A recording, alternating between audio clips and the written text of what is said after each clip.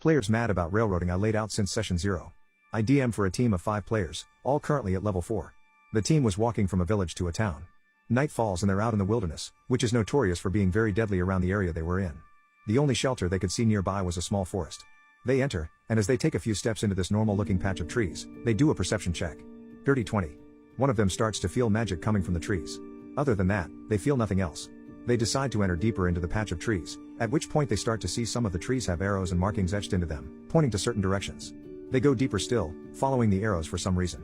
The trees become more ethereal as they progress down the path, very gradually, but enough to notice. They turn around at some point and realize that the path is shut. The trees were magical, moving and were connected to a small nature pocket dimension. They're now stuck here until they make their way out. After the session ended, in front of the party, one team member accused me of railroading and forcing the party to continue into this pocket dimension. They decided to enter and continue walking even after knowing it was magical though?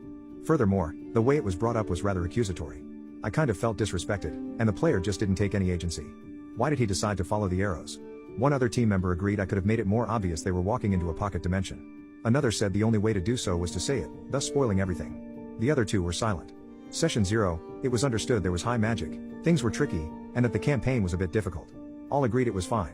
Now all of this commotion is surrounding things we agreed would be a part of this campaign, and it feels like the group may fall apart over.